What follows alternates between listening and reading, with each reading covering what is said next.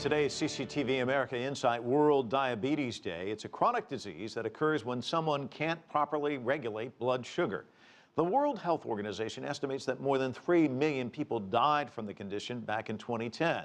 Around the world, 347 million people have diabetes. It's estimated to be the 7th leading cause of death by the year 2030. Most of those deaths are expected to come in low and middle income countries, and it's beginning to hit younger people more often in places like China. CCTV's Hu Chao reports. Health officials at a hospital in Taiyuan, capital of North China's Shanxi province, say 30% of diabetes patients it treats are between 20 and 40 years old, and that number is growing. Experts say it has a lot to do with the more affluent society, in which people eat, drink, work, and smoke too much. The lifestyles of young people have undergone a great change. They eat more Western food, suffer from pressures at work, and get less regular rest. These are likely the primary causes of the growing incidence of diabetes among young people. Doctors say about half of those who have diabetes show few early warning symptoms. 41-year-old Mr. Li was diagnosed as a diabetic after a recent health check. As I look back over the years, I figure the disease is directly connected to my unhealthy lifestyle over the past decade. I've been working very hard and attended many social activities. I often work overtime and don't get regular meals. Experts say that young people should not take their health for granted. More attention should be paid to improving their lifestyles, including eating a more balanced diet, playing more sports, and resting regularly despite busy schedules. Because diseases like diabetes are the last thing that young people want to worry about. After all, they still have a lifetime ahead of them. CCTV, Taiyuan, Shanxi Province. Excess body weight and physical inactivity are leading causes of type 2 diabetes, the most common form of the disease.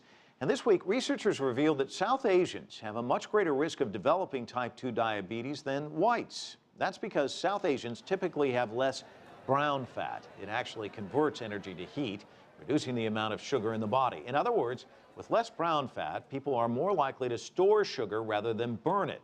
Researchers at Leiden University Medical Center say it could help explain why South Asians contract type 2 diabetes at a far younger age than average. Well, as we've been pointing out, leading causes of diabetes are unhealthy diets and excessive body weight. The problem of obesity exists in most developed countries around the world and in some places you might not expect, such as Mexico. In fact, Mexican obesity rates are now higher than in the United States. CCTV's Frank Contreras reports from a free clinic in Mexico City that's helping people fight severe obesity. Eduardo Gallegos has waited nearly 2 years for this day. He's come to this Mexico City clinic for a free procedure designed to help him lose weight and change his life. Eduardo says he started gaining massive amounts of body fat about 10 years ago and has not stopped. To deal with the stress in his life, he says he often turns to his best friend, food. Many times I would just stay home because when I go places, people stop and stare, and that is so uncomfortable. I want a future with plans. This surgery is like starting a new life again. The procedure starts with the doctor inserting what amounts to a large ball inside Gallegos' stomach. It will stay there for 6 months. The goal is to get him to eat less. Like millions of other obese Mexicans, Eduardo's life is at risk because of his weight. Many obese people struggle in this country where delicious fatty foods are always readily available. According to a report by the United Nations, Mexico now has the most obese population in the entire world, even surpassing the United States, with nearly 33% of all adults falling into the category of obesity. To help fight the problem, Mexico's government wants to place higher taxes on sugary soft drinks, which are often easier to get than drinking water. Back in the operating room, an obese patient undergoes the final phase of surgery, which includes changing the actual structure of her digestive system.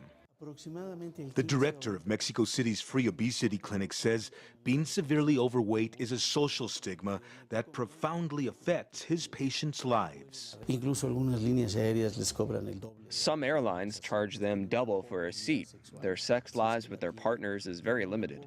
Even their relationships with their children are affected. They can't bend over to tie a child's shoe. Eduardo Gallegos weighs about 182 kilograms. He hopes to lose about 60 kilos so that he can fit behind the steering wheel of a car and finally learn to drive. He says it's a goal he's determined to fulfill.